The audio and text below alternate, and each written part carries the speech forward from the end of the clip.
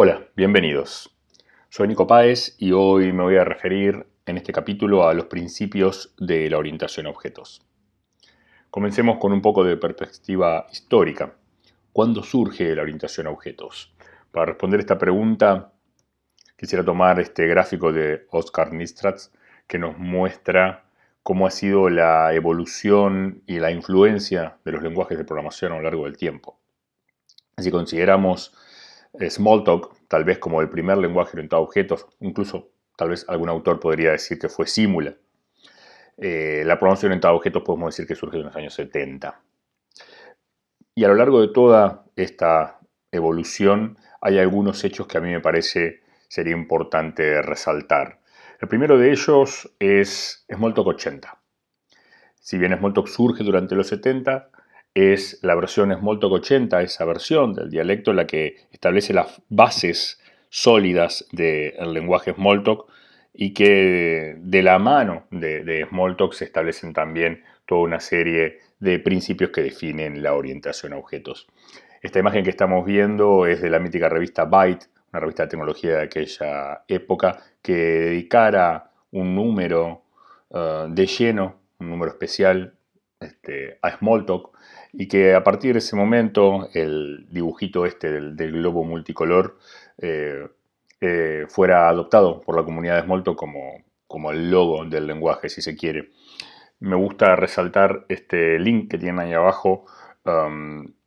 Es un artículo de Alan Kay, el creador de Smalltalk, que cuenta justamente la historia de Smalltalk y de la orientación a objetos. Un lindo artículo.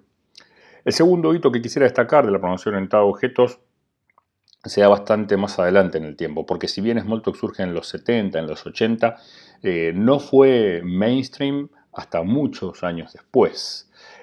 ¿Cuándo? Bueno, ya en los años 90. En los años 90 ocurren una serie de cuestiones que convierten a la programación orientada a objetos como el paradigma de referencia, el paradigma reinante, y lo ubican en el mainstream. Una de esas cosas que ocurre en los 90 es la aparición del lenguaje Java, un lenguaje orientado a objetos que en aquel momento surge para un determinado uso y que a lo largo de sus primeros años de vida cambia el enfoque y se convierte en un lenguaje que hoy en día domina gran parte de los sistemas de información. Otro hecho interesante también de los años 90 es la publicación del libro Design Pattern de estos cuatro señores, conocidos como el Gang of Four. Este es el primer libro de patrones, el cual inaugura el término Design Patterns en el mundo de la ingeniería de software y que hoy en día sigue siendo un libro de referencia. Los patrones presentados en este libro son patrones que están basados en los principios de la orientación a objetos. El tercer hito, también ocurrido durante los años 90, es la aparición del lenguaje unificado de modelado, el UML, una iniciativa que surge en conjunto con la definición del proceso unificado de desarrollo. Dos cuestiones que surgen justamente de la mano de la orientación a objetos. A partir de la popularidad del paradigma de la programación orientada a objetos, se replantea la forma en que construimos los sistemas y parte de eso lo recoge el proceso unificado de desarrollo, que introduce la notación visual como uno de los elementos centrales en un proceso de desarrollo. Esa notación visual está basada en UML. UML nos provee una serie de diagramas con notaciones específicas, muchos de los cuales están enfocados en la programación orientada a objetos. No todos ellos, ¿sí? Pero el diagrama de clases, diagrama de secuencia, diagrama de estados son diagramas que nos permiten construir modelos orientados a objetos.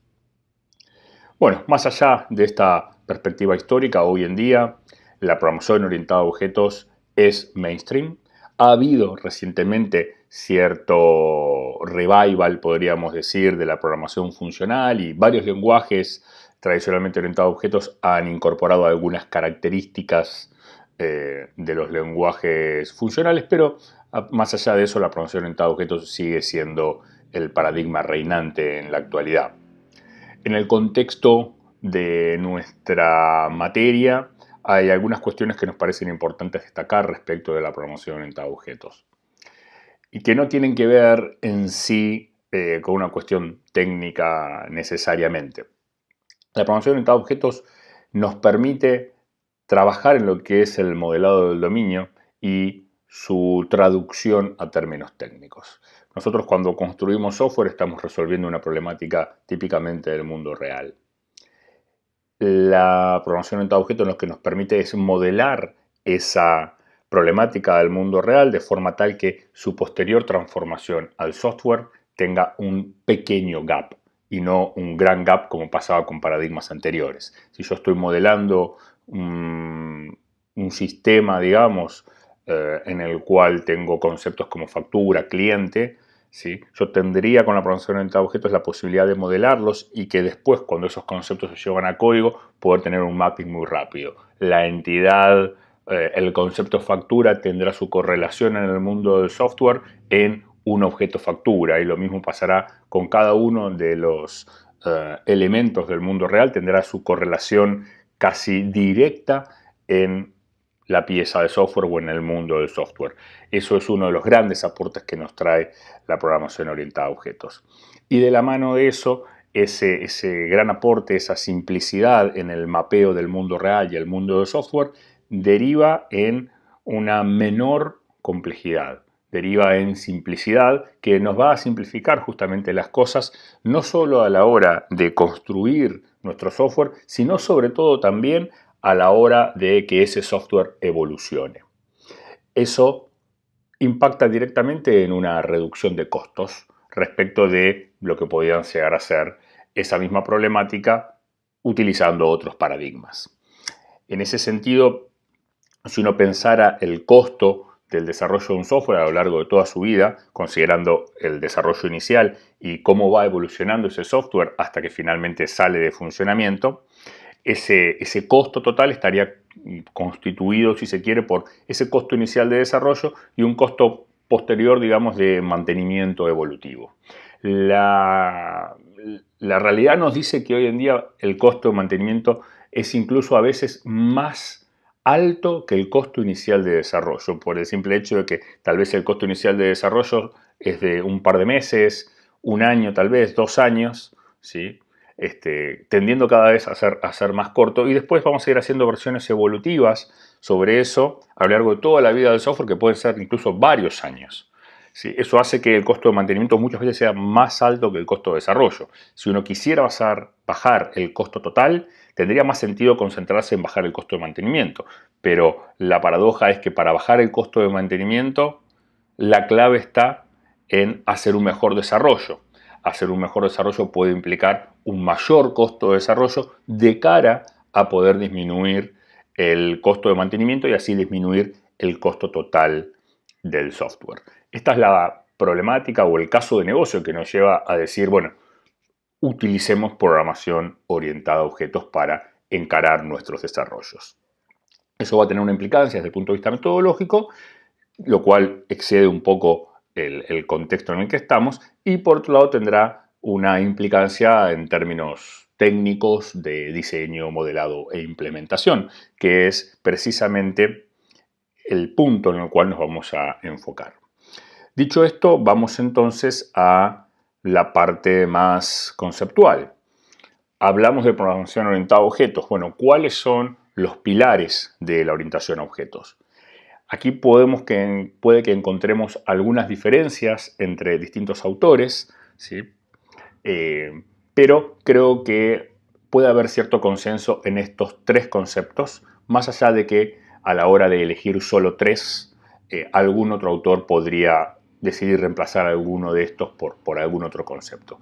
En mi caso yo me voy a quedar con estos 3 conceptos. Primero el concepto de abstracción, la capacidad o la posibilidad que nos da la orientación a objetos de poder abstraer una porción de la realidad y representarla con una abstracción, concentrándonos en la esencia en sí de esa entidad, de esa idea, de ese concepto, de esa abstracción. La programación orientada a objetos, el elemento que nos da para hacer eso es el objeto. ¿Sí? Un objeto es una abstracción. ¿Sí? En segunda instancia, el encapsulamiento. Nosotros vamos a tener un mundo de abstracciones, un mundo de objetos que van a interactuar entre sí mediante el envío de mensajes.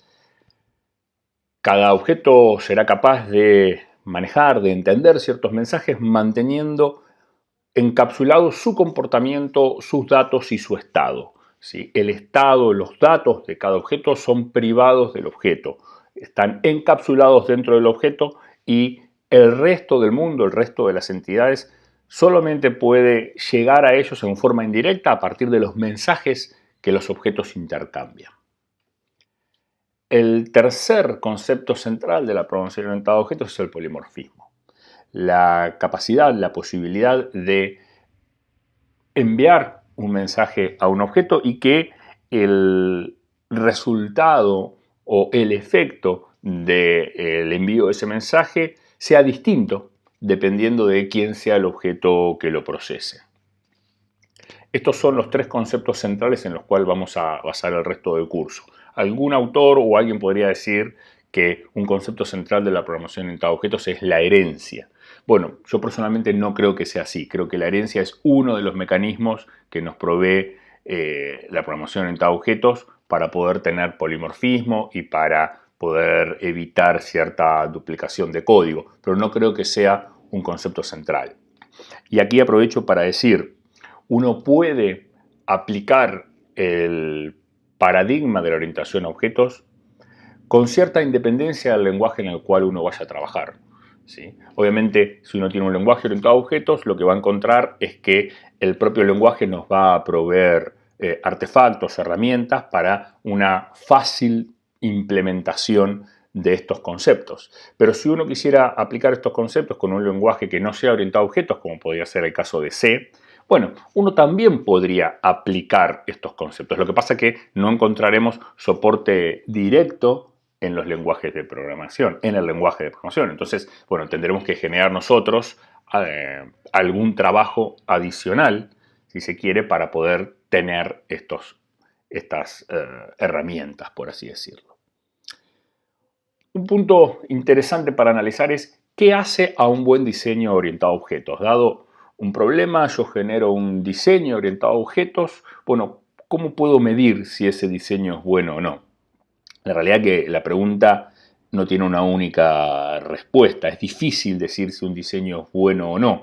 De hecho, yo me animaría a decir que un diseño es más o menos apropiado, ¿sí? Más o menos beneficioso para modelar un problema de cierta forma. ¿Sí? Básicamente eso. Pero lo que sí podemos tener presente son algunas cuestiones que nos van a sugerir cuando algo no es un buen diseño. En términos más concretos, cuando uno habla de los elementos de un buen diseño, uno va a buscar tres cuestiones, básicamente, podríamos decir. Alta cohesión y bajo acoplamiento.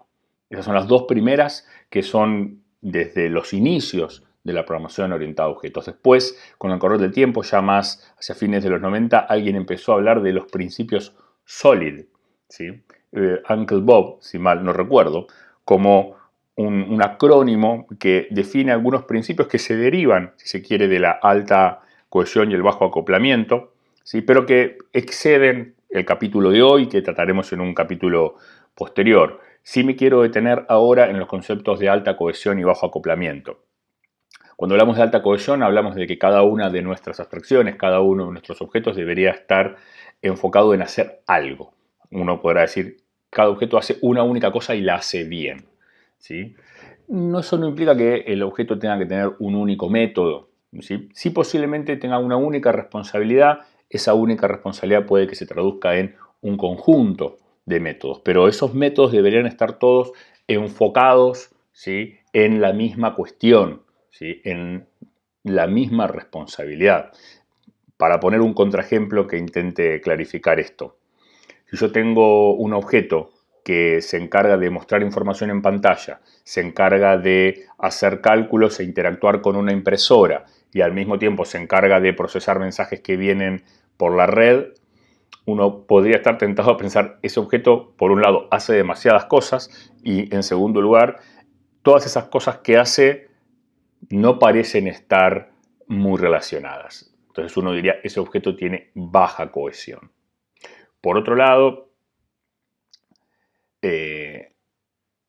vamos a buscar que un objeto tenga bajo acoplamiento. Eso significa que las dependencias que tenga con el resto de los objetos permanezcan bajas. Si yo tengo un objeto que para llevar adelante sus tareas depende de otros 30 objetos en forma directa, bueno, eso no sería bajo acoplamiento, sería un gran acoplamiento. ¿Por qué? Porque posiblemente si un objeto tiene 30 colaboradores, cualquier cambio en cualquiera de esos colaboradores posiblemente tenga impacto en el objeto en cuestión. Y justamente es lo que buscamos evitar en un buen diseño orientado a objetos. Veamos, a ver, algunas cuestiones, algunos olores, como se suele decir, algunos smells que nos pueden ayudar a detectar problemas en un diseño. Lo que estoy diciendo esto de los olores, los smells, es una metáfora de uso común en la ingeniería de software que tiene que ver cuando uno ve algo y de repente decís, bueno, eso por sí mismo no está mal, pero me genera cierta sospecha, ¿sí? Me hace pensar que puede haber alguna cosa mal ahí oculta, digamos, ¿no? Entonces a eso se le llama smell, a esa sospecha, ¿no? Entonces, por ejemplo, supongamos que tengo un mundito de objetos como vemos aquí en esta figura, ¿no? Donde cada cajita podría ser un objeto y las líneas que unen las distintas cajitas representan las dependencias, las relaciones entre esos objetos. Ante esta situación, es común que el software tenga que evolucionar, entonces ante un cambio yo tendría que aplicar ciertos cambios sobre esta figura. Entonces, de repente yo tengo que aplicar un cambio en este objeto del rincón y la forma en que ese cambio se va a propagar o la forma en que ese cambio va a impactar en el resto del sistema podría darme una idea a mí de cuán bueno es el diseño. Si yo aplico ese cambio sobre este objeto y ese cambio implica cambios en estos dos vecinos, bueno, no sé si es bueno o malo, pero es una situación. Y es una situación distinta a si yo tengo que aplicar un cambio en este objeto y el impacto atañe a todos estos objetos. Claramente tenemos una situación de muchísimo mayor impacto.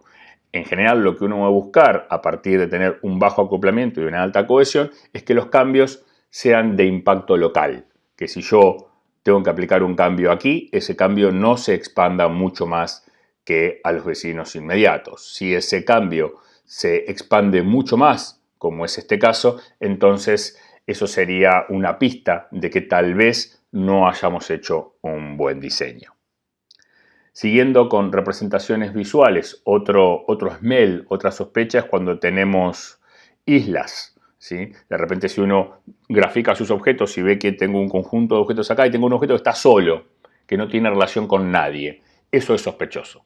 Eso puede implicar dos cosas, que el diagrama está mal hecho, ¿sí? Y que en realidad este objeto sí está relacionado con estos otros, o tal vez no, tal vez sea la realidad, tal vez sea que ese objeto no está relacionado con nadie, lo cual es llamativo porque en una pieza de software diseñada de forma orientada a objetos, ningún objeto es una isla. Los objetos de mi sistema terminan siendo una red y no tengo nodos aislados en general. ¿Podría pasar en algún caso particular? Bueno, tal vez sí.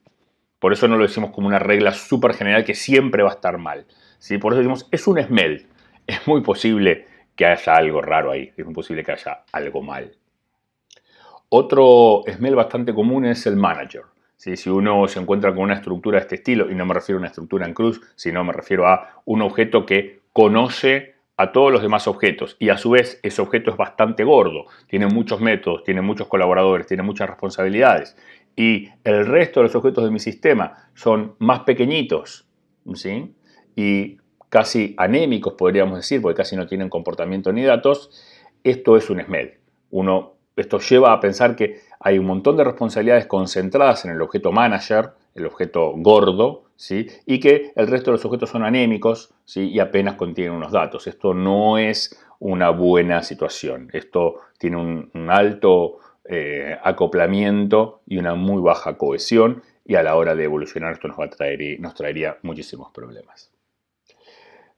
Finalmente, un smell más que tiene que ver con cómo es la cadena de dependencia. Si de repente uno se encuentra que tiene esta situación de que el objeto A depende del objeto B, el objeto B depende del objeto C, el objeto C, y así sucesivamente, eso, más allá de cómo lo dibujemos, termina siendo una cadena larga. Esto también nos da que pensar, ¿sí? Es decir, bueno, guarda con este diseño, cuáles son las implicancias que hay acá. Tal vez tengo dependencias que no son, tal vez mi modelo no está bien formulado. Bueno, estos son simplemente algunas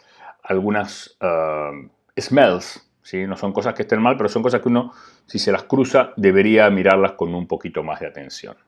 Bueno, esto es todo por hoy. Nos vemos en el siguiente capítulo.